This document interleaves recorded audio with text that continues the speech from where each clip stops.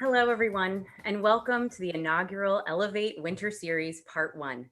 We are so excited to have everyone here this evening to explore Black women's reproductive health through the art of storytelling and through the storytelling of playwright Chelsea D, with an excerpt from her latest work, The Fundshack. Now, I know it can be a little weird to be working all day long and then to come see a Zoom play, even if you're a seasoned theater goer. And we're also seeing a Zoom play about a very specific health topic during a pandemic. Perhaps you just turned off your computer from your day at work, or you just put the kids to bed, depending on which coast you're on. So I invite you to stick with us. And I invite you to take a deep breath with me so that we can all get ready and dive in.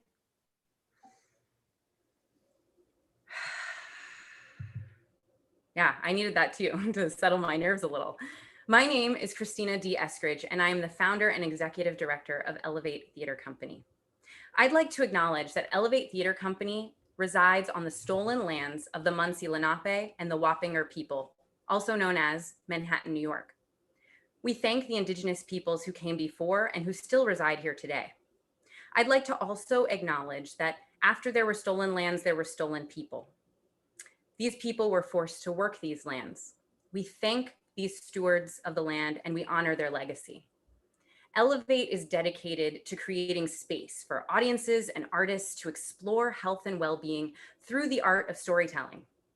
And we are committed to sharing untold stories of all people for all people as part of that mission. Tonight, although we do not have closed captionings available for our live stream, we will have this feature enabled for the recording of this evening's event. If you need this feature, please let us know. Put it in the chat so that we can get in touch with you after tonight's performance. We are working diligently to achieve live closed captions for future events so that we can increase the accessibility of our performances for all. Elevate was born out of my passion for performing arts and for public health.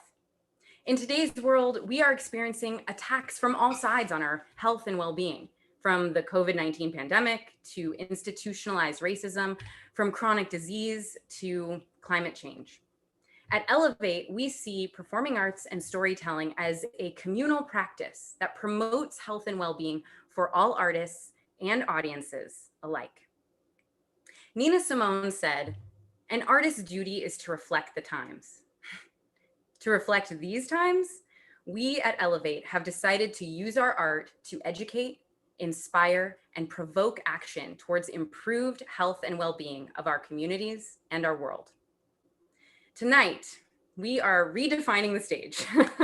We are all impacted by the COVID-19 pandemic, and it's been a variety of ways hitting all of us from different fronts. We are committed to keeping theater and artistic expression alive in a safe manner. So our 4-part series, as you all know, because you're watching through YouTube, will be virtual. Part 1, just so you know, is a piece that was intended originally for the stage and an in-person audience, but we have adapted it for your viewing pleasure safely, virtually, from the comfort of your own home.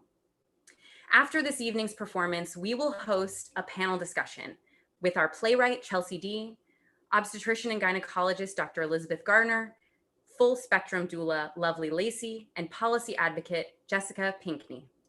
We will explore Black women's reproductive health through the themes of the play, and we will discuss the real-life manifestations of policy and medicine. Now, remember, audience, I can already see you're moving in the chat. Continue doing that. We would love to hear from you. You have an opportunity to ask these health and policy experts questions after the performance. So feel free to write things into the chat, and we will go ahead and capture those for our discussion. Now, without any further ado, I would like to introduce our playwright, Miss Chelsea D. Welcome to the stage. Greetings, everyone. Hello, I'm Chelsea D. I'm here on the ancestral lands of the Nacotchtank, Anacostan, and Piscataway people in Washington, D.C. And I'd like to also acknowledge all the ways that the land has birthed us and all of the hands that have helped to make those births possible. So Thank you. This play is dedicated to you. So what is the Fundshack? The Fundshack was inspired by 2 news articles and a slate of really restrictive abortion bills that were being passed across the South. This play is really a love letter to Black women and our allies who are helping people get the care that they need, even up against all costs. It's a dream that bends time. It's a nightmare wrapped in a warning, and it's my rage on paper. This is an excerpt, so there is more. And I want to give lots of thank yous and send big love to the actors, to the panelists, to Elevate, to our ancestry of granny midwives of the South. We are always rising. We have never and we will never stop doing that. We are everything we have ever needed, and you are not alone. And now, without further ado, we present to you excerpts from the Fundshack. Scene 1, Judiciary Nightmares, Supreme Tribunal of the Preservation of the American Family, Part 1.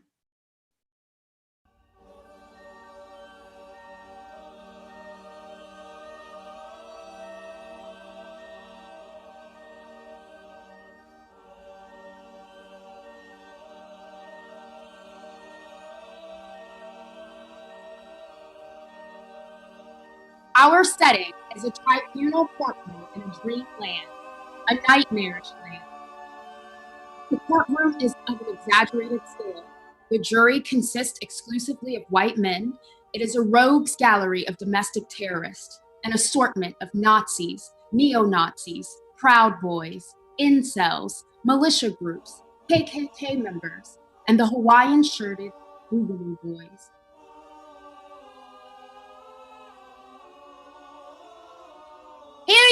Hear ye! All rise! The Supreme Tribunal of the Preservation of the American Family is now in session. I am the voice of the unborn child, and this court has given me and all my lost brothers and sisters a voice.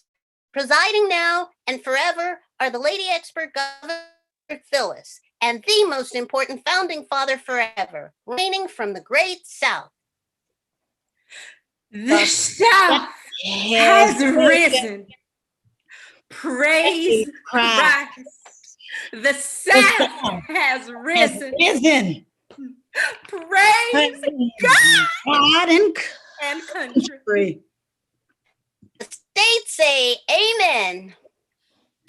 Amen. Amen. Bring forth the accused. The accused comes before us today, having been accused of an accusation.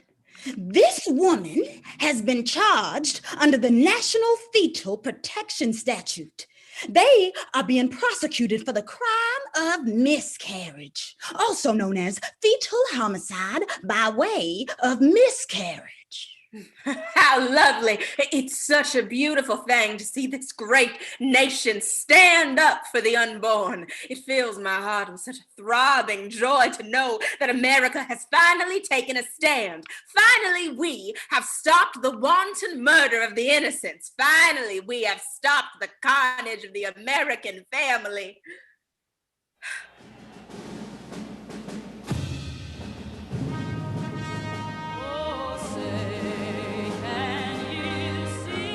Excuse me, but may we get on with proceedings, my dear? Of course, founding father, forever. Please forgive my fervor. Bring forth the accused, father. What a pretty young thing she is. A PYT just for me, just like Sally Hammonds. Look at how low the accused bows her head. How she trembles so. Pitiful black bitch. How dare you not carry a baby to term? How dare you deprive America of a new, healthy child? Hiss, baby killer. May God have no mercy on your soul. Bang flabbit! Can we please, for the love of American Jesus, continue? The accused is charged with 1 count of fetal homicide after being shot in the stomach during an altercation with her co-worker. Oh, for the love of American Jesus, why ever would she have been shot in the stomach? I believe they refer to these types of disputes between unmarried Negro females as baby father drama. Baby father drama? Why don't they have normal families? Real families with daddies and mommies and dogs and picket fences and good schools and low crime rates. Why can't they just be good Christian Americans like everyone else? It's that hot African blood makes them hot all over. When they start to feel that friction in that hip hop in their socks, they just gotta rock it till they can't stop. They just have to let it all out. Praise God for all that jiggle and wiggle, all that twerking and jerking, and don't let me forget about those buttery chocolate thunder thighs. Good googa mooga. Give me a plate of them thighs, girl. Sop you up with a biscuit. Yes, I would. I remember the boys and I used to go down to the slave cabins and take turns. Oh, you stop with all that plantation locker room talk. Boys will be boys, I suppose. Back to your point, Father. Oh, yes. Fetal personhood. In this God-given country, life begins at the thought of conception. You knew that when you got into that fight. And you knew that when you spread your jungle ghetto legs with some coon buck, what could happen to you? Your problem is that you have no morals. Ghetto ratchet thought ho. Y'all may not know this, but God speaks to me regularly. He told me last night, he told me that I have to set the world right, and you, Miss Missy, have pissed off God, Jesus, and the Holy Spirit of America. I have to protect the unborn. I am the decider of life and death. I am God. I know God. I know God. No more feeding off the government's teat. No more baby father drama. No more choices. I know just what to do with your welfare queen kind. Stop that crying. Disgusts me. Guilty! I love this part. Look at her. She has no voice. Who cares? Who cares? Who cares? Who cares? Who cares? Who cares? Who cares?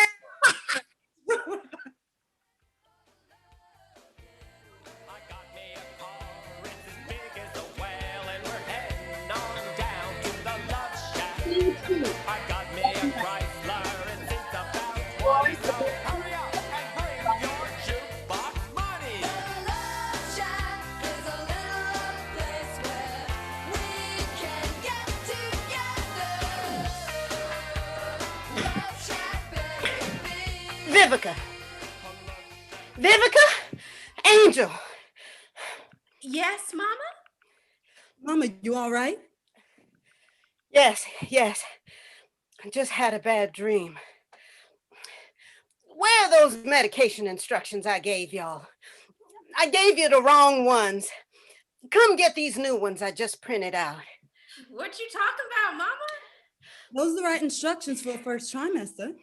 I know, baby, but she called last night and told me because of that week-long wait, it's a second trimester now. Shit, it was only a few days. You know how timing is with these things, honey. Dang, Mama, I gotta repack this whole bag now. Angel, you already know what I'm about to say. I know. Not everything is about me. Damn Skippy. Y'all get her cell number. She's gonna meet you right after class, right when school lets out. Please be incognegros. The last thing she wants is a big-ass abortion wagon pulling up in front of everybody. Yes, I got a cell and I talked to her this morning. Oh, good. How's she doing? She wanna back out? Oh, nah. She's sure she wants to go through with it. She was just worried about, all the secret keeping and stuff. Well, did you tell her she ain't got nothing to be ashamed about? Yep. And I told her that Angel and I will be right by her side the whole time and won't let nothing bad happen to her. Yeah. We got her back. You already know how we do, Mama. Sometimes I get so proud of you girls I could just poot. Mama! Ew. Well, before you hit the road, let's say a little something for protection. This country is a wild, wonderful, and dangerous place.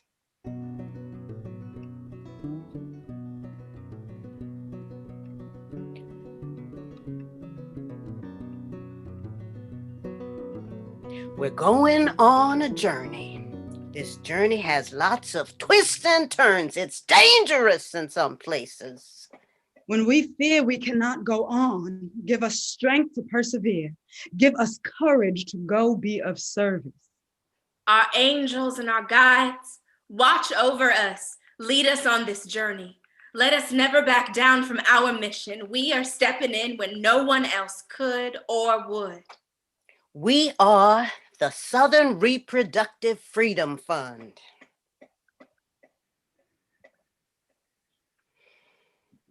Doing the work. We are out here doing the work. I like to think of Harriet and them on the underground. Hell, some of us even call this thing we doing here the abortion underground. In case you haven't figured it out, my daughters and I run the Southern Reproductive Freedom Fund. We run the fund out of this old house and that little shack across the road. Plain and simple, what we do is help folks get abortions. Now, whether that's driving you to the doctor, buying your kids food and diapers while you get the procedure, paying for the procedure itself, paying for a motel room for you to stay overnight, whatever you need in your life, financial, emotional, whatever, to help you get your abortion, that's what we're going to help you with. I don't tell many people what it is we do. You know how people be crazy. But in case you know somebody who's looking for help, send them our way. We don't hold no judgment over your choices. You see, there's a lot of reasons why someone might need an abortion. You might not be in a place in your life to take care of a kid. You might have some type of condition that makes a pregnancy a very dangerous choice for you health-wise. You could already have a lot of kids. You could need to leave that relationship and having a baby could make matters worse. Maybe you have a whole other reason. I don't know. Honey, whatever your reason may be, it's your reason. We just help you do what you got to do. And I'm damn proud to do it. Yeah, I said it. I'm a mother of 2 daughters who helps people get abortions, and I'm damn proud to do it. Think about my little black baby girls. I know what they're up against out there. I know what people see when they see my little babies. From the time they can walk, this country will see lazy, ghetto, ratchet thought hoes instead of what they really are, brave and loved and brilliant and mine. My little black baby girls, I tell you, I wake up some mornings in a cold sweat thinking about my daughters and their futures in this country. All I want to do is give them what I never had. I never had a say. I never got to choose. I had to shut up and take it. And I want different for them. I need something different for them. Their birthright is true freedom. The liberty to go and do and dream and fight and love however you please. Every day I got to remind myself of what Harriet always knew.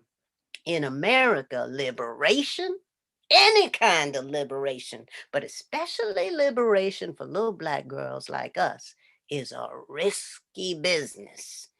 But once you got a taste for freedom, ain't no going back.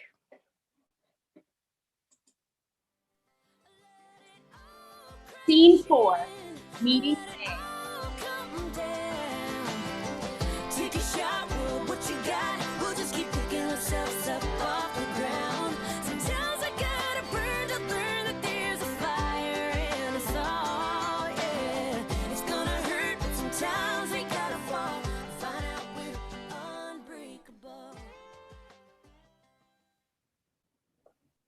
Hi. Are you Vivica? Hi, Amanda. Shh, just call me A. Yes, I'm Vivica. We talked on the phone this morning. You can call me Viv. Hi, girl. Nice to finally meet you in person. Who the hell is this? This is supposed to be private. Oh no, this is my little sister, Angel. Remember I told you about her? She's an abortion doula with me. We're all friends here, babe. You got everything? You hungry? Yeah, I've got everything. I'm not really hungry though. Okay, cool. But we'll need to pick something up on the road. Mm-hmm. You'll have to eat something within the next 4 hours in order to take the first round of meds. All right. What's an abortion doula?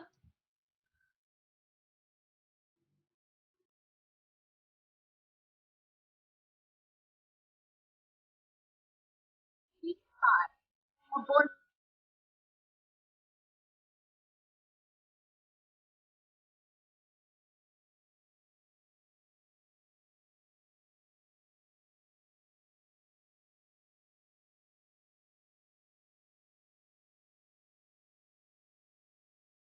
We are abortion doulas.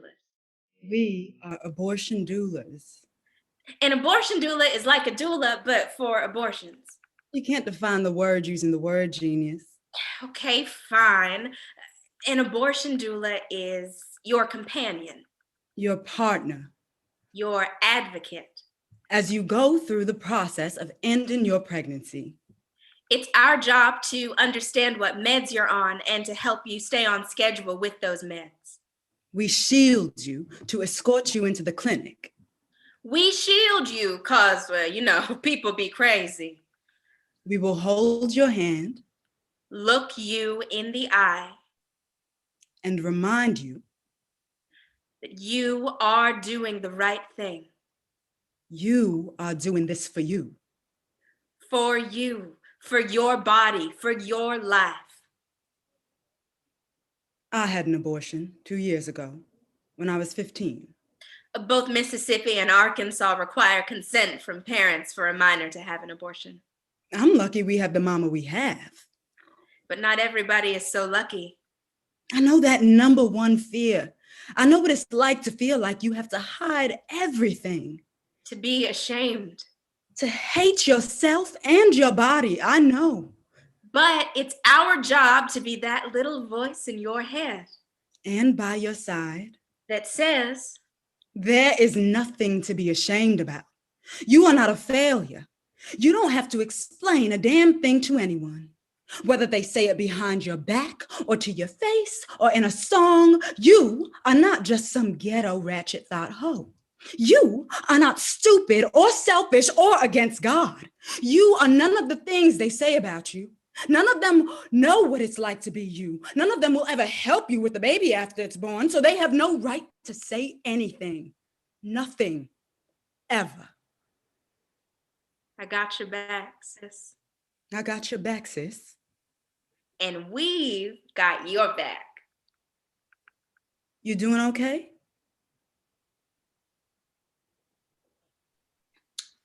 Is it going to hurt? Because you're doing a second trimester procedure, there will be some discomfort. But they'll give you some strong-ass painkillers. You'll be fine.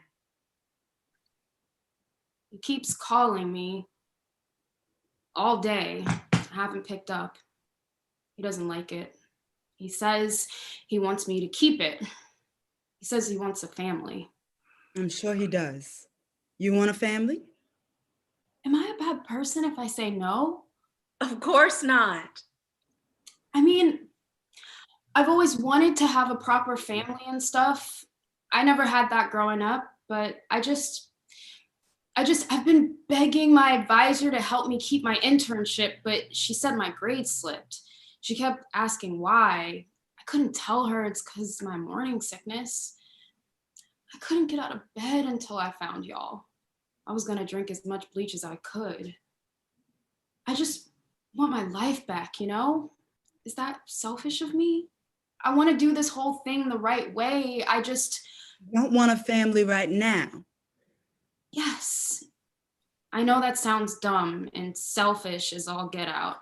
And I know you hear that all the time. First off, it's not selfish. Second, we hear that all the time because there's truth in it, sis. You've got your own desires. I mean, what's wrong with that? You're a damn human being. You ever done this before? Help someone? No, I meant, have you ever been helped? Oh, yes. I have gotten the procedure before, a few years ago. I was in a bad place, you know? I know. I don't mean to break up your bonding, but you've got to eat before you take these meds. It's about that time. Okay, cool. Hey guys, thank you. I don't think I could do this without your help. Oh, don't get us to crying. Right? I do not want to be emotional right now. Scene 6, Judiciary Nightmares. Supreme Tribunal of the Preservation of the American Family, Part 2.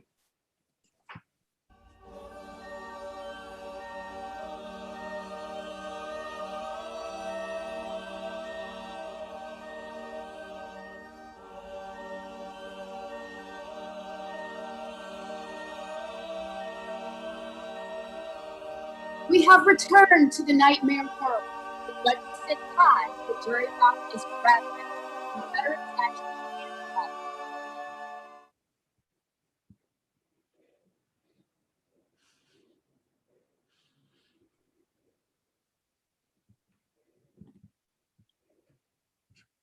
I don't think I can stand the sound of crying children another moment. Well, all I hear is blessed angels singing. Blessed angels? Look at them. They're all underfed, and they literally stink. They're always sick. What's wrong with them? Yes, Father, there's a lot of them, but we can take care of all God's miracles. Oh, shut up. Bring in the next case. Counsel for the accused has arrived, bitches, and this time I brought backup. She has a voice? Is that Harriet fucking Tubman behind her? Return to the kitchen, jigaboos. Nobody wants your kind here. Shut up. Shut your mouth, or I will blow it off your face.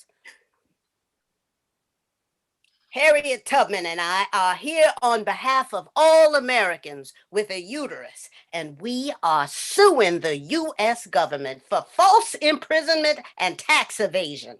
What in the holy hell is this shit? Language, Father, language. Jesus is always listening for our sins. I said shut your mouth. For the claim of false imprisonment, we claim that when we are pregnant and placed in police custody over unpaid parking tickets, our fetuses are in gestation during the arrest and therefore entitled to full citizens' rights. We claim that the fetus was detained without cause and the fetus's constitutional rights were violated because the fetus was not read its Miranda rights. For the love of American Jesus. For the claim of tax evasion, we believe that since our bodies are being rented by the state for the sole purpose of birthing this fetus, we would like compensation for hosting the fetus in our bodies to be paid on time. What have we become? You better get us our money for having these babies, or else. No, manners, wait, please. Before you go back to the kitchen, take some of these children with you. We can't take care of all of them. What did you think was going to happen when you outlawed contraception? You thought everyone would keep their babies? Yes, they are all God's miracles. Being a mother is an honor, the most important job there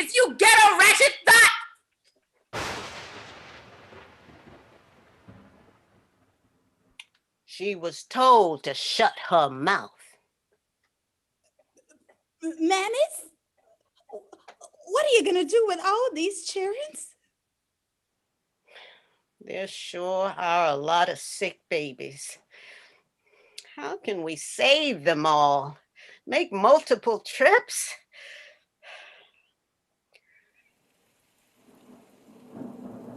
Storm's coming. We can't save them all. We gotta move on. And leave these babies alone? No, we can't do that. If we don't, then who will take care about them? Then who will care? Who cares?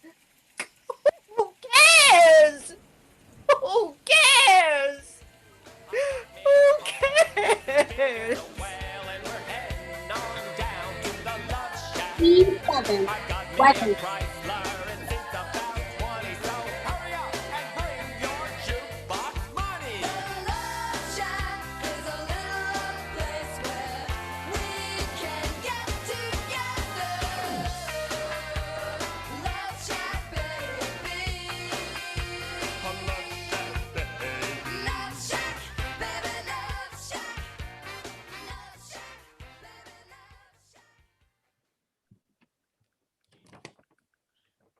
Y'all, we need to talk. We need to talk about why women, especially Black women, are afraid to give birth in the US. Why America's Black mothers and babies are in a life and death crisis by Linda Villarosa. Look her up. She's dope. Maternal mortality, the death of a woman related to pregnancy or childbirth up to a year after the end of the pregnancy. Each year, it is estimated 700 to 900 maternal deaths occur in the US. The high numbers of maternal death among Black women drive up the national average. The national infant mortality rate is largely driven by the deaths of Black babies. Is that too graphic? Black infants in America are more than twice as likely to die as white babies, a racial disparity that is worse now than it was in 1850. Persistent racial disparities. No exceptions. Regardless of age, income, education, we are all dying. Do you want to die in front of your kids? Is my baby healthier outside my body? Disparities in death are related to the lived experience of race. As usual, this is all somehow related to the experience of being a Black woman in America.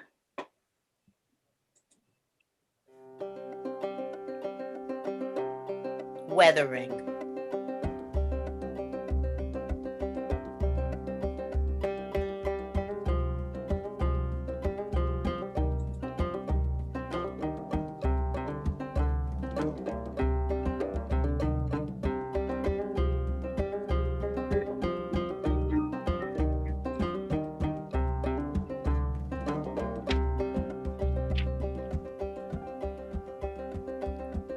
Weathering. Brown baby, as you grow up, I want you to drink from the plenty cup. I want you to stand up tall and proud, and I want you to speak up clear and loud. Brown baby, brown baby, brown baby.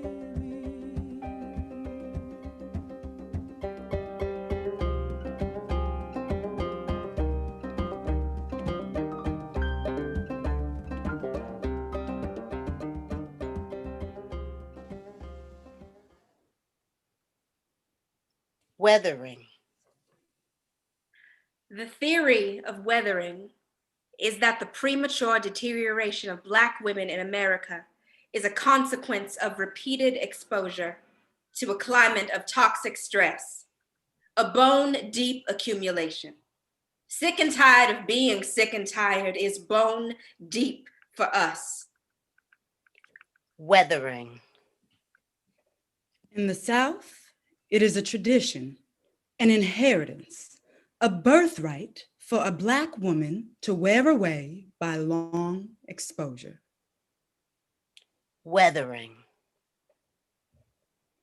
Or to come safely through a storm.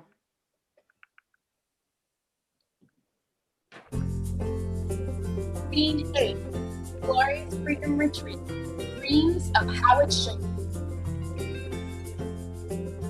When the day is done, the moon meets the sun, we'll be dancing. I have an idea for a retreat. A place where a woman could go to heal, think, eat, laugh, rest in peace. I want to serve lavender lemonade. I want a few of those hot tubs with the jet streaming. We'll need a porch swing to watch the fireflies at night and tons of natural light. A piano, an art studio, a dance studio, state-of-the-art kitchen, an adorable nursery, an on-site clinic able to provide your every need. I think I'd still run it out of this shack. I'd fix this place up, of course, but shack or no shack, this land is my heritage. It's all my foremothers left me. I've made a little place of my own in this world, and I intend to keep it. Brothers and sisters, they may break your bones. End of excerpt. Bury your body, but only release your soul. They may build you a prison, never cage your mind. Insist you're nothing, never believe that lie. You're too free, you're too proud, shine too bright, speak too loud. But when they come to cut you down, that's when you gotta stand your ground. When they bury our dreams, we push 'em up through concrete. To date, over 250,000 people in the US and over 1 million people around the world have lost their lives to COVID-19. There are persistent racial disparities in these deaths. We are still weathering. Gone but never forgotten, this play is dedicated to their lives.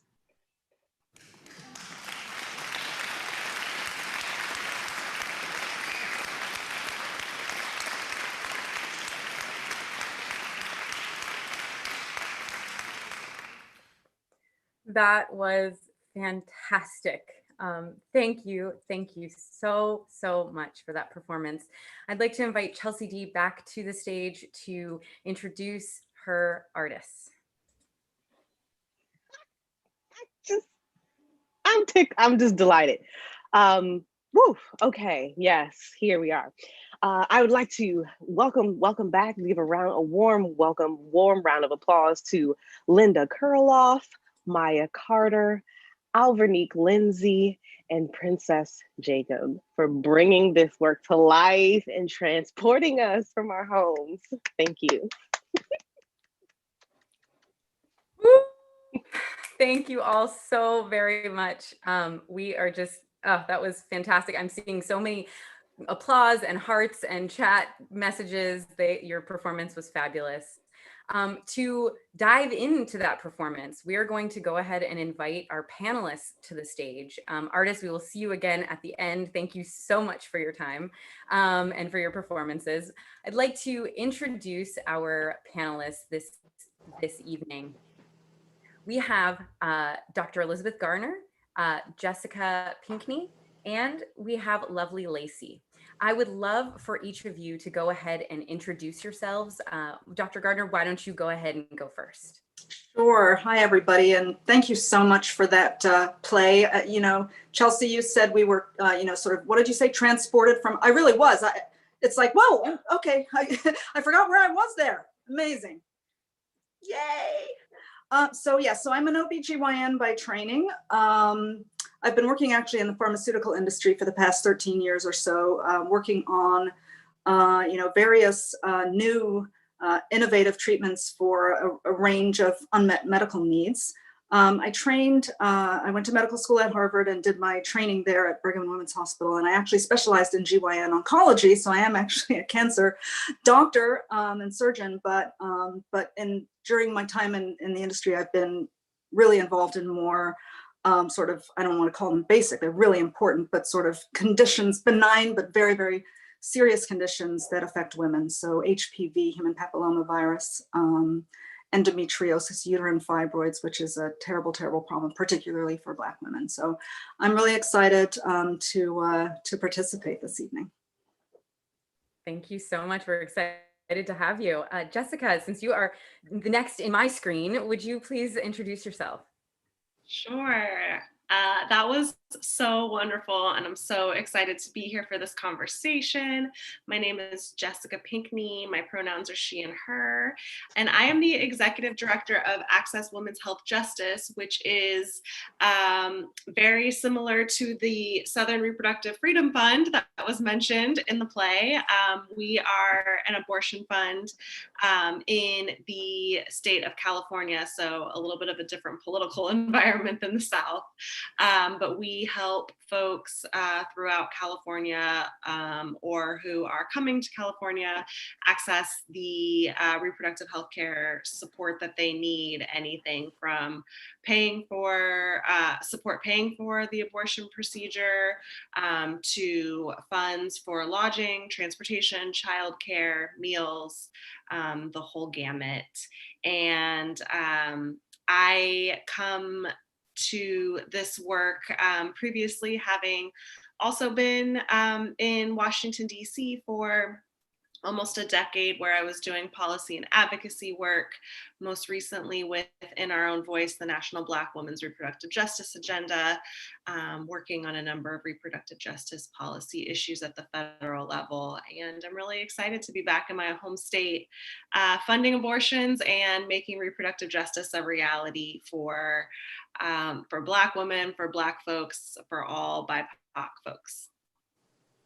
Thank you, Jessica. And lovely Lacey, please introduce yourself. Hello, everyone. My name is Lovely Lacey, and I am a practicing full spectrum doula, which means it's full spectrum means the full spectrum of life, right? From birth to death, honestly.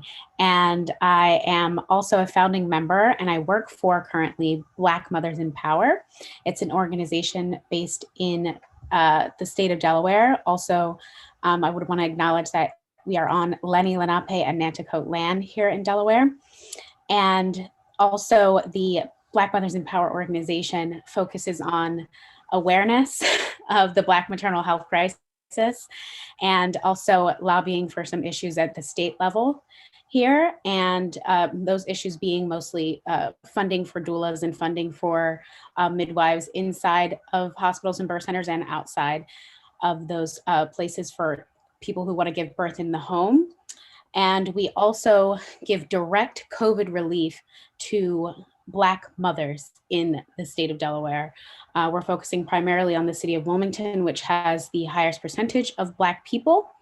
And right now, we just had an awesome grant to give away $200,000 by the end of the year to 500 families. So we're very excited to help people with all of their essential needs that they may have, for anything from groceries to diapers to menstrual products, which we know can put a burden on families during this COVID crisis that is very detrimentally impacting people's finances. So helping the whole of the family, and also helping Black mothers here in Delaware. Thank you so much. I'd like to invite the audience who's still on YouTube. Thank you so much, everyone, for joining us.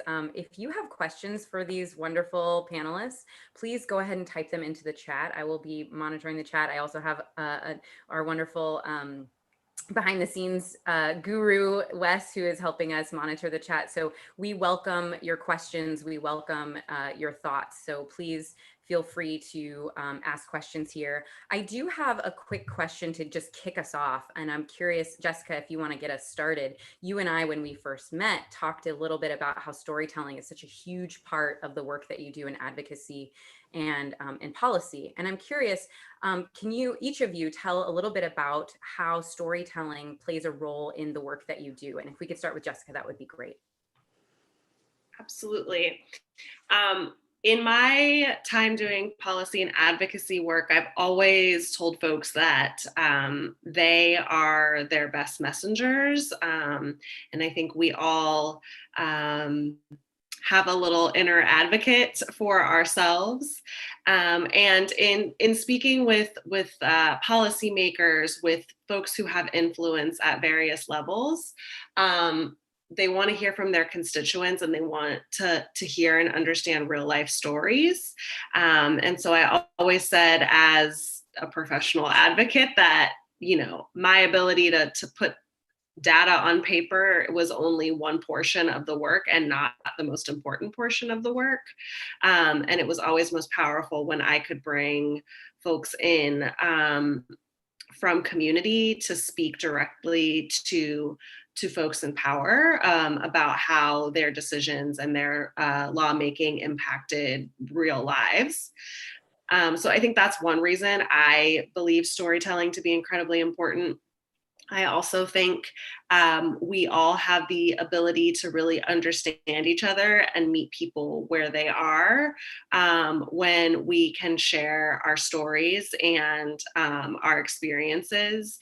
It's a lot harder to deny someone's experience when they're literally telling it to you, to your face. And so I think that's what has been so powerful around destigmatizing abortion. The work of We Testify, which is the organization that supports abortion storytellers throughout the country, has really done the immense culture shift work to get us to where we are, where we don't have to hide what it is we do or the experiences we have. And so I think storytelling both has the ability to help move the needle within our current political system, and it also really helps paint a picture and a reality to an experience that some folks may not have as much history with.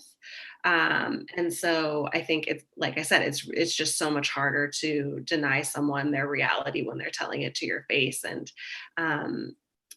you know, the last thing I'll say, I have a lot to say about storytelling.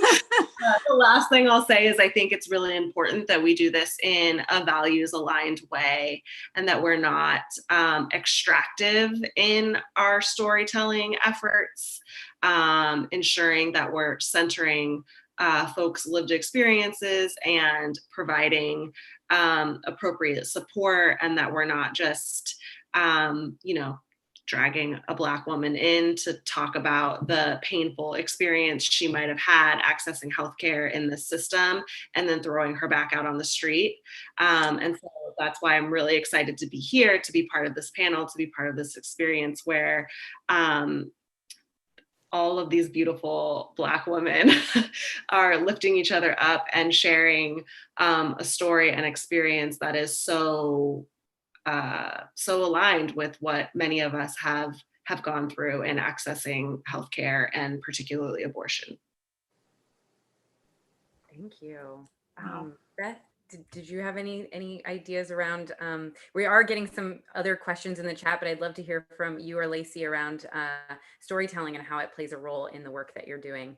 Sure. Yeah. I mean, obviously, as a physician, you know, storytelling is sort of what we do, meaning we're the listeners for the most part, right? So, I mean, the way we understand our patients is through the stories that they tell us about what they're experiencing, right, with their conditions.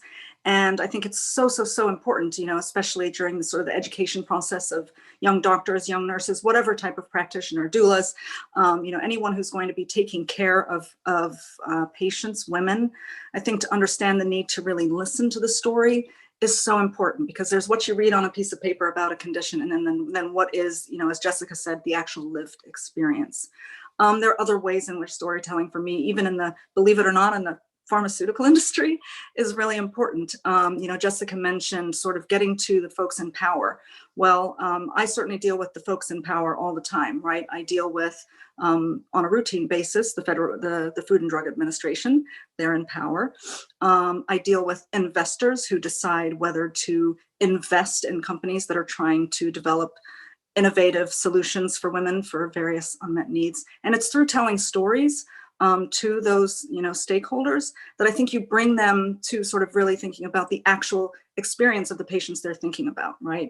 It's through my storytelling of what women experience every day that really sort of gets us there eventually. It's not the numbers and the data, it's the storytelling that does it.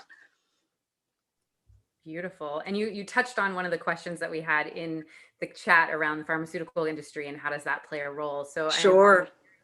Lovely. How does storytelling play a role in the work that you do as a full spectrum doula? I would say immensely. In terms of birth stories, being able to communicate to another birthing person, what a birth story is, or what your birth story was, or hearing other birth stories is essential to developing your own birth story, right? So in terms of when I take on a new client per se, I'd say, okay, let's watch good birth stories and good birth videos and things like that. But it's also a huge way to enter someone into the birth space or put them in the mindset of giving birth, is to be able for them to tell their own story. And the experience a person has when they're giving birth, they'll always be made to remember how they felt in those moments. They may not remember what happened, details, but they'll remember how they felt. And it's important to be able to give a person the space to do that. So when people tell me their birth stories all the time, or tell me their abortion stories, or tell me their a miscarriage stories or baby loss stories, the way that those stories influence the way that I talk to other people, or the way that I take on new clients, or the way that they inform everything I do. So my whole work is just stories on stories all day long about, about the birth process, about abortion, about miscarriage and baby loss, which we also do not talk enough about. The storytelling aspect of being a doula, or a labor support person, I should say, is immense. One more thing. Please. I would say I formerly used to work in Legislative Hall here in the state of Delaware, and I will say I still am doing lots of storytelling to key stakeholders. I am shouting from the mountaintops the gospel of what doulas and midwives can do for birth outcomes for Black and Indigenous people. It is it is my call to action always, and lobbying for those ventures is immensely important in birth work and birth justice. Lovely. That's an awesome segue into one of the questions we got in the chat. How does someone become a doula, or how does that work? How do they get into that work? Okay. For me personally, when I was in college, I wasn't quite sure what I wanted to do. And I was like, oh, I'm really interested in politics. I still am. And someone asked me, well, what would you do for free? Like, what would you do for free? And I said, well, I would dedicate to helping Black women and Black babies. I love babies and I love Black women. That's what I would do. They were like, well, maybe you should look into how you could do that. And I learned about the Black maternal health crisis. And then I had a friend who experienced baby loss. I had a major things happen in my life that led me to being a doula, right? So a lot of the time you're called into it. And the way there are multiple certifying bodies. The largest one is known as DONA International. And not all doulas are certified or have to be certified in order to practice within the scope of what a doula is. However, I work as a certified DONA birth doula, and I mostly actually work as a postpartum doula, and that is a whole other spectrum within itself. The fourth trimester, and I would say becoming a doula, the way that you do it is understanding who you want to help, right, and how those people can help you. Because I've never in my life been just so amazed by people who are who enter in, who bring life, who give life into this world, and then also people who choose to wait on giving that life in this world. A lot of decisions and a lot of things that have to do with birth are life-changing. And when you're going through life-changing moments, you tend to meet people in the most amazing parts of their lives. Thank you so much. And we'll get, will you remind me the name again? We can go ahead and put that name in the chat and a link to the organization that you recommended or that you are a part of. DONA International, it's DONA. Excellent. Thank you so much. We'll add that to the chat. So for those of you who are asking, you'll have an opportunity to explore further. There's another question. This is for, I think, all of you. It does have a policy lens to it. So Jessica, you might take a first stab. But thinking about the incoming federal administration, what are some ideas that you have in increasing support for liberating Black women and their reproductive rights and birth justice, et cetera? This is a great question. So for those folks who are with us tonight who are not familiar with reproductive justice as part of the larger framework of reproductive health rights and justice, reproductive justice is really kind of a movement to bring awareness to the intersections of our lives. Reproductive health is really making sure that folks can access the care that they need. Reproductive rights is making sure that that it's a right, that we can access that care. And reproductive justice is really drawing the connections. And reproductive justice was created by Black women about 26 years ago. 12 Black women came together in Chicago, and we're really finding that the framework of choice didn't resonate with Black women and other people of color who haven't always had a choice, right?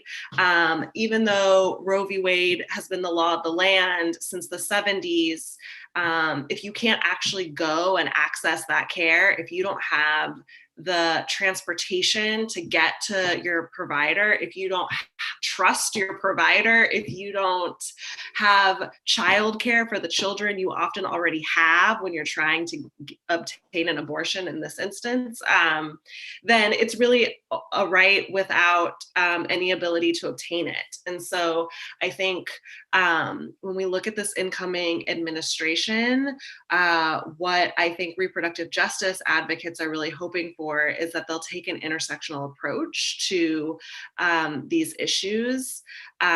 We need to repeal the Hyde Amendment. The Hyde Amendment essentially says that the federal government cannot pay for any abortions. So basically restricts Medicaid funding and any other government funding of abortion care.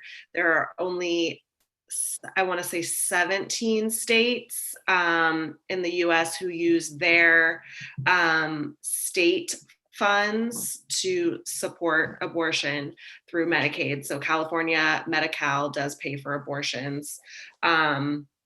But most folks who are on Medicaid cannot obtain abortion.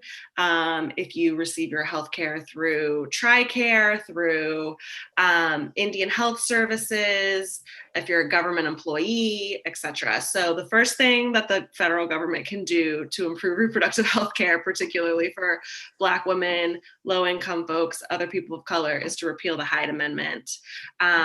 but there's tons of work to be done to really look at these issues intersectionally. I think policymakers really have a tendency to try and put a Band-Aid on one portion or component of an issue, which then exacerbates the other 15 sides of the issue. And so we really have to look at people's lived experiences and hear their stories to have effective policymaking.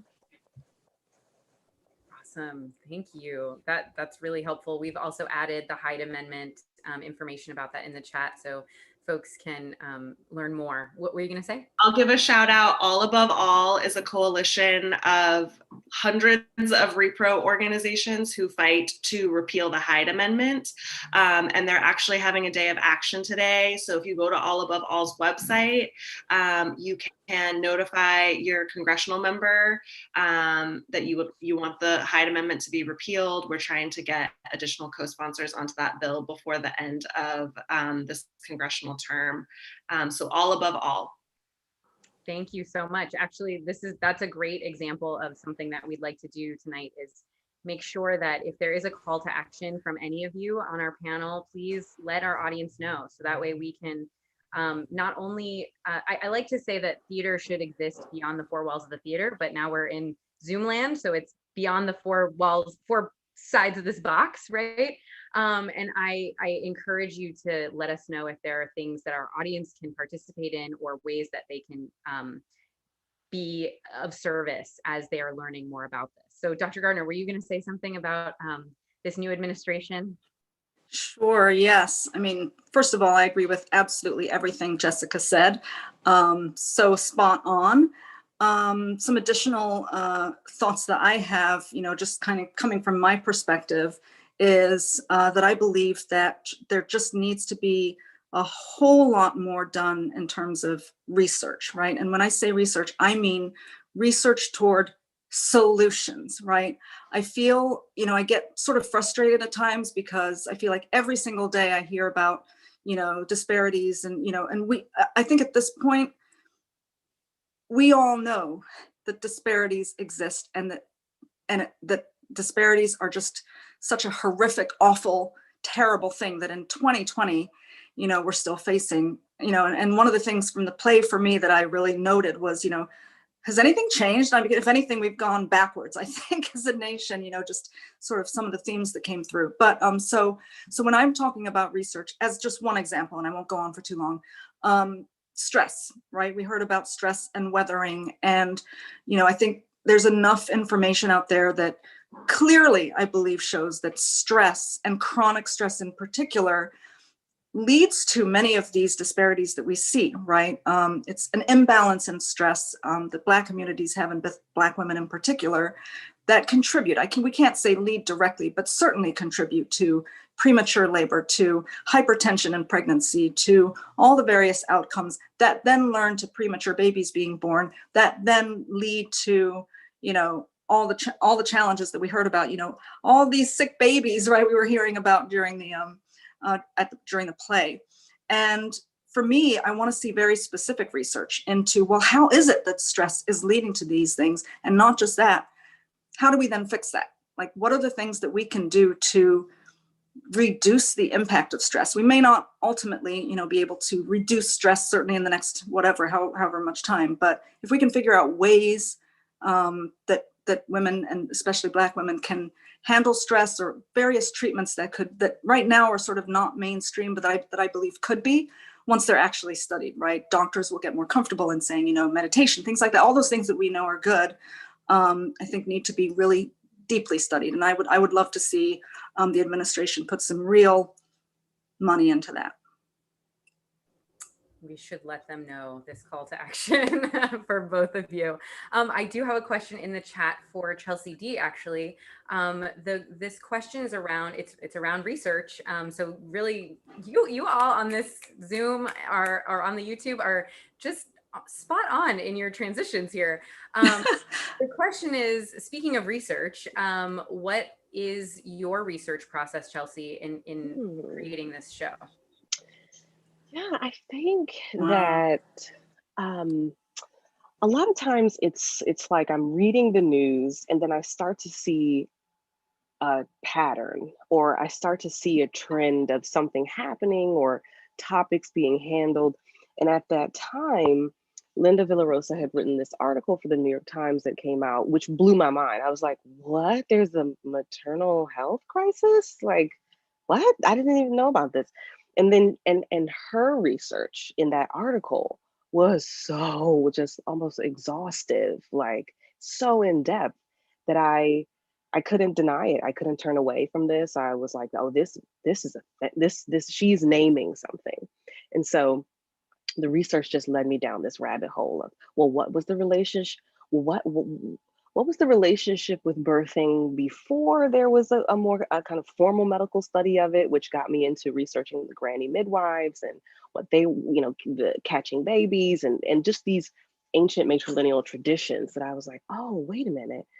Where's the divergence here and why? So I think it's really about rabbit holes, tracking trends. I read things and sometimes I get really angry. I get really, it touches something. And Dr. Garner, you were speaking about how are we managing our stress. And I feel for me, it's playwriting, it's getting community together, it's being around people and saying, do you see this trend or is it just me? Am I alone in this? That's what's helping me to manage, I think, the toxicity of living in something that is so apparently committed to not helping people thrive. So it's something that I feel deeply about. So that's where the research takes me. That's fantastic. And I actually, Chelsea, you and I have worked together for a while, and I would agree. You put me onto some of these articles, and then I went down the rabbit hole. And I have a background in public health, and so it was already apparent to me. But there is nothing like this present moment where we have COVID, we have like the rearing of some of these incredible racial injustices and police brutality that is just plastered across the front page of every newspaper, every news source. And so I just thank you for that connection, right, to this art and taking the things that we see in our reality and telling a story about it. So that way people are invited in a different way. We had another question for Jessica, I believe. Can you talk a little bit about the parts in the play that resonated with you most around the policy and advocacy work you do? And I think actually we could go around Robin, Jessica, Lacey, Beth, which parts of the play resonated with you and connected around the work that you do? Oh, I love this question. I think I took notes as the play was going. I was like, oh, that resonates, that resonates. I think the moment when Glaurie was telling Angel and Vivica that had moved into her second trimester, and so the procedure was going to be different. I think that's something that we hear a lot on our health lines. We get calls from folks who are kind of at every stage of their pregnancy, and the barriers they face in finding a provider, whether or not they have health insurance, whether their health insurance covers abortion, whether they have a ride to the clinic, whether their family does or doesn't know that they're pregnant, and that they want to have an abortion. All of that can really factor into how long it can take you to access the care that you need. So that really resonated with me. I loved the characters of Angel and Vivica because we have an entire network at Access that we call our practical support volunteers. And in non-COVID times, they literally drive folks to and from appointments. They will offer up a room or their guest house or whatever it may be in their home if someone has to stay overnight for a procedure that's a great distance that they have to travel. And so similarly to someone who's an abortion doula or a birth doula, providing that kind of support is something that's really built into Accesses and just kind of the abortion funding model writ large. And then my ears always perk up when I hear abortion underground, because there are definitely mixed feelings about that, I think, across the board. Always prefer to hear it come out of a Black woman's mouth if we're talking about anything underground. But essentially, you know, a lot of times folks are like, if Roe v. Wade falls in the Supreme Court, we just need to build like the underground railroad of abortion care. And it's like, one, let's be careful about how we use that language. Two, it already exists in the National Network of Abortion Funds. We exist across the country, and we are essentially providing mutual aid that gets people the care they need, the finances they need.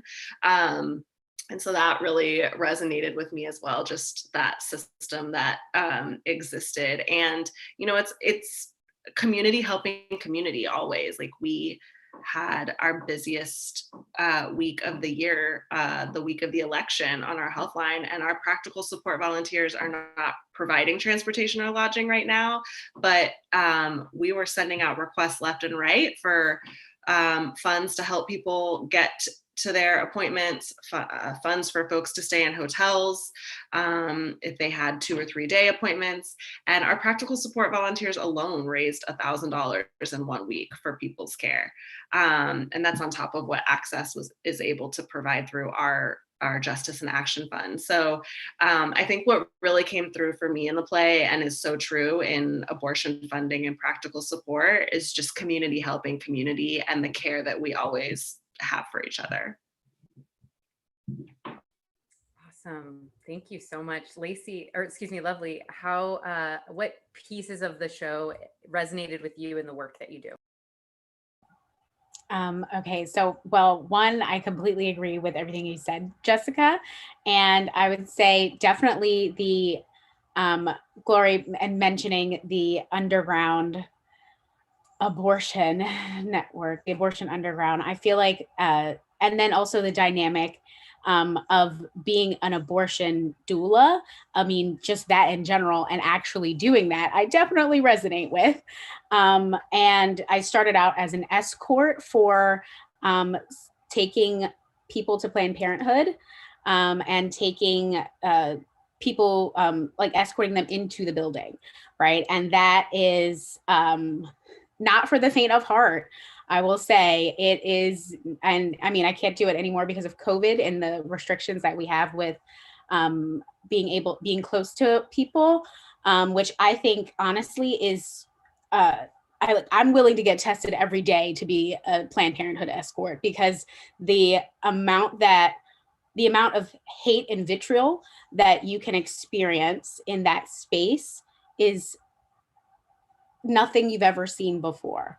To truly, I mean, we as colonized people or marginalized people understand what it is like to be, you know, discriminated against in some way. I'm sure of it. However, the amount of hate that comes from people you don't know, who just stand outside of a place to tell you that you're a horrible person, I can't. I do know exactly what it's like.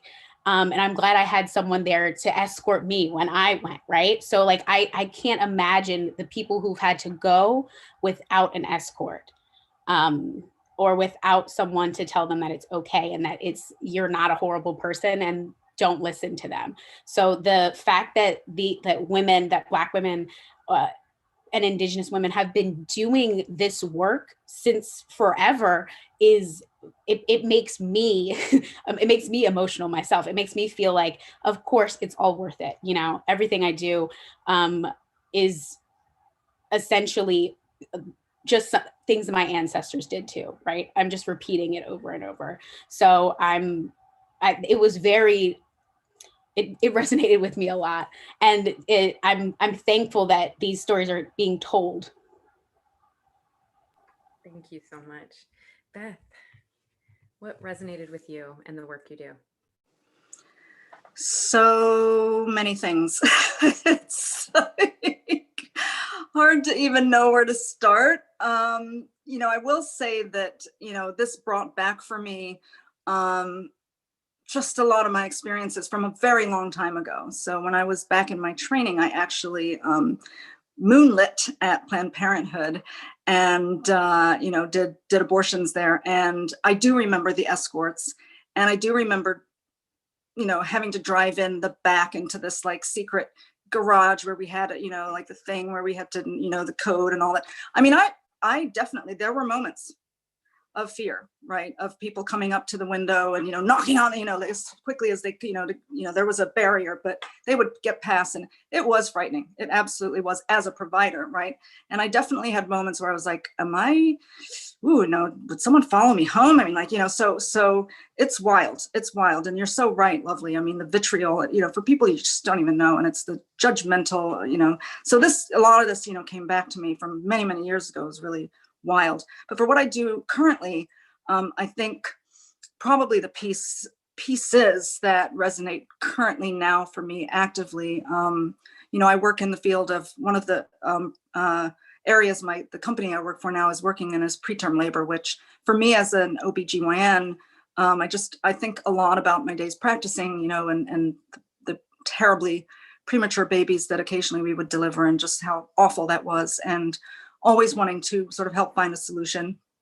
And so we're very excited by some of the new interesting data we got. And but I'm reminded all the time of, again, the terrible disparities in that area. So a lot of what resonated with me was parts of the play, and then actually the post-play, right? Sort of the data and stuff around, again, what women are going through and the impact on them and their babies. And so during the play itself, it was it was actually the founding fathers forever, or whatever. Unbelievable, and just so well done, and like just their attitudes. I mean, unreal, but so real and so present today, right? I mean, again, nothing's changed. Nothing has changed, really. I mean, for the most part. But it was where they were sort of, the sick babies, and what are we going to do with all these sick babies? It's like, well, but like it's just so contradictory. I think, you're sort of forcing them to be born, but yet anyway, we could go on forever, but so that really was very powerful to me. Oh, excellent. Excellent. I have two more questions. One is around the impact of COVID. This one is for Lovely. How has COVID impacted you being a doula? But I would also say each of you have a role that is potentially impacted in the way that you're doing your work during COVID. So if we'll do a little round robin again. Lovely, why don't we start with you? Yes. So in the beginning, I had just started working at a new hospital at UPenn's hospital system. And, I had just gotten the tour, and that was on like March 1st. And then by March 13th, they were like, no more doulas in the hospital. Doulas are no longer considered essential personnel. And this is when they were, considering and practicing allowing only one support person in the room. So people would have to choose between their mothers and their partners, right? And the type of, when we talk about weathering, right? The type of stress and that comes from this is, I've had to deal with it as a postpartum doula also, right? So people who have had horrific birth stories, giving birth without their partner because they had to choose their mother and they didn't get to have their doula. And trust me, I've been a Zoom doula. That's what I've been doing for a long time now. Put me on the laptop, put me on the phone. I'm in the room. We're breathing together. Let's do it. It feels like I'm there. I cry whenever a baby is born on Zoom. I'm like, woo. And so, I mean, if Zoom stops working, there's a shaky connection, just FaceTime me. We got it. We can do it. And being able to adapt in those moments has helped, but I know that it has affected new mothers and mothers who've had children already. It has affected people who are giving birth that in a negative way, because the hospital itself is already not the best place to walk into as a Black person, let alone a pregnant Black woman, right? And the, standard of care not being standardized doesn't help anyone. And I will say the biggest thing that I've taken away from the COVID birthing space is that it has helped women and birthing people venture to educate themselves a lot more about what goes on during the birth process, which I think is amazing. A lot more people know what a doula is now. Last year I was telling people I was a doula and they were like, what is that? And now it's actually seen as more of a normal thing. So it's actually kind of normalized what I do, which I think is great, right? However, who is it? Dr. Creer Perry said that racism is what causes the birth disparities, right? Not race. So the racism that causes the disparities is magnified, and the weathering is magnified, and the microaggressions are magnified. Macroaggressions are magnified in spaces where the birthing person is not being prioritized, because we all know that pregnancy is just a condition, it's not a disease. And the birthing person is not prioritized in that space when they should be. And it of course is not with all births. Of course, there are amazing providers doing amazing work, amazing OBGYNs, amazing midwives, amazing CNMs giving amazing care in hospitals and in birth centers all across the country. I think that it's just, it has shed a light on our medical system and how overrun hospitals can be, and how they don't have time always to worry about a person who's not sick, right? Someone who's not sick. So, yeah. Thank you so much for telling us. In the chat, we've got Zoom doula, lots of exclamation points. We're really excited about that. I do want to be respectful of everyone's time. We said that we would wrap up around 9:30. So I thought we could do a very quick rapid fire from each one of you. What is your call to action for our audience? We have 80 people online watching this right now. What do you want them to do as we are as they go into their next day, as we go into this next year? What's your call to action? I'll start with you, Jessica. My call to action is to fund abortion and build power. So the National Network of Abortion Funds is the network of all of the abortion funds that exist across the country. Access Women's Health Justice is the abortion fund in California, but I specifically want to name and lift up the abortion funds in the South, starting with the Black-led abortion funds, which are Yellowhammer Abortion Fund in Alabama and ARC, Access Reproductive Care Southeast, based in Atlanta, but really serving the entire South. Those are both Black-led funds. There's also Kentucky Health Justice Network, the New Orleans Abortion Fund, and the Mississippi Reproductive Freedom Fund.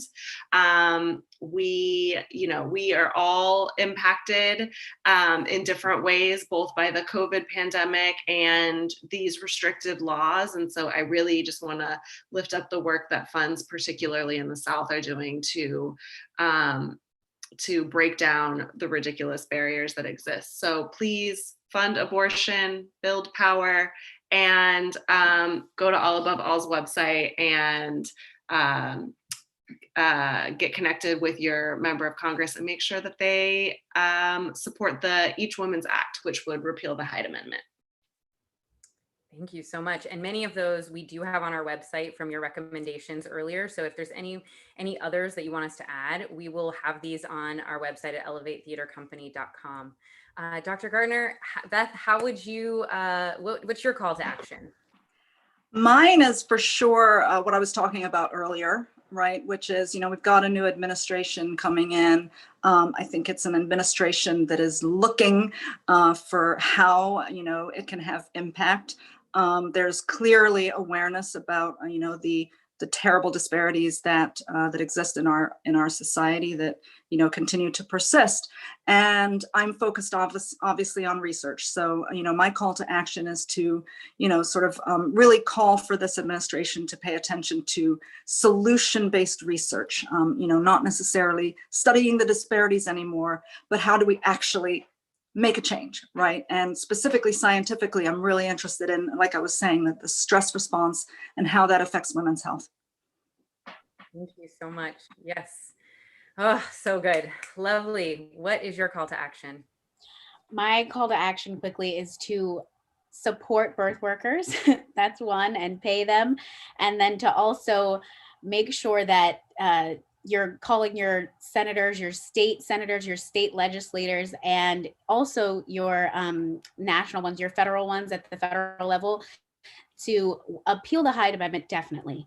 However, there are ways to fund birth work, and mutual aid is one of them, right? So if you donate to Planned Parenthood, donate to Access, and donate to funds that are supporting abortion, and then also donate to funds that are supporting birth workers, because I believe that my true call to action in life is that every birthing person deserves a doula. So yeah. Thank you so much. Chelsea D, any last calls to action? Listen to these women and trust community. That's all I got. Thank you. Thank you so much. My last call to action for everyone is to, I'm going to use the pun of elevate. I want you to elevate your voice and start talking with your friends and family about this topic. Tell them about what you learned tonight. I want you to elevate your time. Use your time. Volunteer, vote.